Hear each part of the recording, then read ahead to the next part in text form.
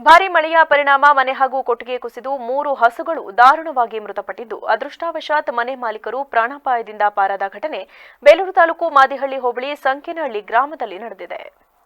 ಗ್ರಾಮದ ಅಣ್ಣಪ್ಪಶೆಟ್ಟಿ ಮತ್ತು ರತ್ನಮ್ಮ ಎಂಬುವರ ಮನೆ ಶನಿವಾರ ಮುಂಜಾನೆ ಇದ್ದಕ್ಕಿದ್ದಂತೆ ನೆಲಕ್ಕುರುಳಿದೆ. ಮನೆಗೆ ಹೊಂದಿಕೊಂಡಂತಿದ್ದ ಕೊಟ್ಟಿಗೆಯಲ್ಲಿ ಮಲಗಿದ್ದ 3 ಹಸುಗಳು ಸಾವನ್ನಪ್ಪಿವೆ. ಅಣ್ಣಪ್ಪಶೆಟ್ಟಿ ಅವರು ತಾಯಿ ದ್ಯಾವಮ್ಮ ಹಾಗೂ ಪತ್ನಿ ರತ್ನಮ್ಮರೊಂದಿಗೆ ಮನೆಯ ಮುಂಭಾಗದ ಹಾಲ್ನಲ್ಲಿ ಮಲಗಿದ್ದರಿಂದ ಪ್ರಾಣಾಪಾಯದಿಂದ ಪಾರಾಗಿದ್ದಾರೆ.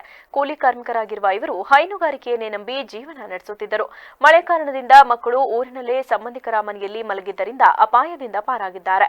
ಮನೆಯಲ್ಲಿದ್ದ ಎಲೆಕ್ಟ್ರಾನಿಕ್ ಉಪಕರಣಗಳು, ದವಸ ಧಾನ್ಯಗಳು ಮಣ್ಣು ಪಾಲಾಗಿದ್ದು, ಮನೆ ಗೋಡೆ ನೆಲಕ್ಕುರುಳಿದ ರಭಸಕ್ಕೆ ಕೊಟ್ಟಿಗೆಯಲ್ಲಿದ್ದ 3 ಹಸುಗಳು ಸ್ಥಳದಲ್ಲೇ ಸಾವನ್ನಪ್ಪಿದ್ದು, ಮಣ್ಣಿನಡಿ ಸಿಲುಕಿದರೂ ಹಸುಗಳ ದೇಹ ಕಂಡು ಮಾಲಕಿ ರತ್ನಮ್ಮ ದುಃಖಿಸುವ ದೃಶ್ಯ ಕರುಳು ಚುರುಕ್ ಎನಿಸುವಂತಿತ್ತು.